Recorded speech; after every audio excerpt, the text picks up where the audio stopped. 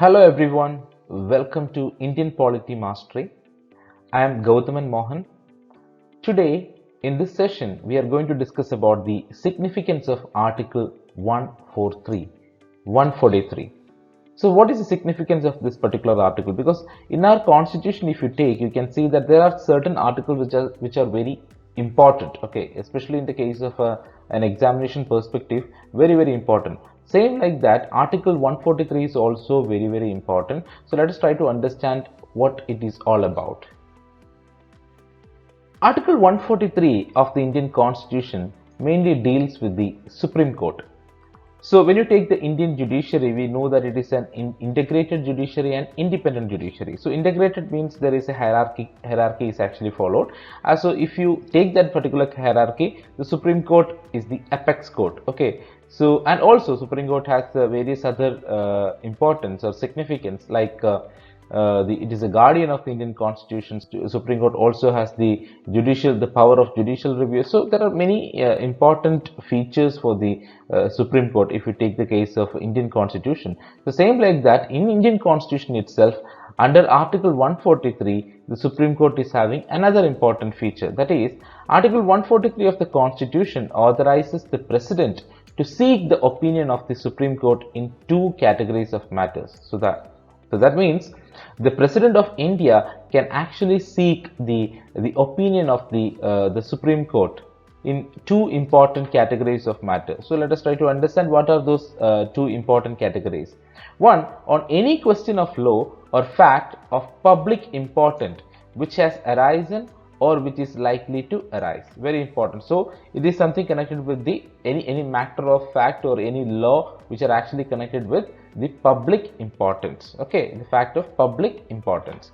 Another one is on any dispute. Okay, dispute arising out of any pre-constitution treaty, agreement, covenant, engagement, sanad or other similar instruments. So if there is any dispute regarding the following matters like the pre-constitution treaty or agreement or covenant or engagement, sanad or any other similar instruments, then also the President can actually seek the opinion of the Supreme Court. So what happens when the President seeks the opinion of the Supreme Court? What is the response of the Supreme Court? Let us try to understand. In the first case, the Supreme Court may tender or may refuse to tender its opinion to the President. So the Supreme Court is having authority, so it can actually take a decision whether to tender the opinion, tender its opinion, or to refuse to tender its opinion. It is the decision of the Supreme Court. But in the case of the second matter, okay, the Supreme Court must tender its opinion to the President. So in that particular aspect, the Supreme Court is entitled to tender its opinion to the President. In both cases, opinion expressed by the Supreme Court is only advisory and not judicial pronouncement. Very important. Which means it is not a judicial pronouncement or a judgment or any kind of a decree or anything like that. It is just an advice. Okay, it is advisory in nature. Whatever the suggestions or opinion which is actually given by the Supreme Court, it is actually an advice only. So advice means it is not binding on the President. So the President can accept that. So the President may follow that or may not follow that. That is important. So it is not binding on the President. He may follow or may not follow the opinion. In this particular aspect is known as advisory jurisdiction, because we already mentioned the term. It is kind of an advice. The Supreme Court is actually giving an advice to the President regarding the matters that we have already mentioned in the in this particular part, that is on any question of law or fact of public importance or any dispute arising out of any pre-constitution treaty, agreement, covenant, etc. Then the advisory jurisdiction is also known as consultative jurisdiction, because here what the President is doing, the President is actually consulting the Supreme Court. The advisory jurisdiction is needed when a constitutional body or a lower court seeks the advice of the higher court in a law matter. So that's the same thing that is happening here also. It's a constitutional body which is actually seeking the advice of the higher court, and in India, in our judicial system, the Supreme Court is the apex court. So here, let us try to understand some of the major cases in which the president has seek the advice of the Supreme Court. Some of the cases, and it is actually coming in the order only.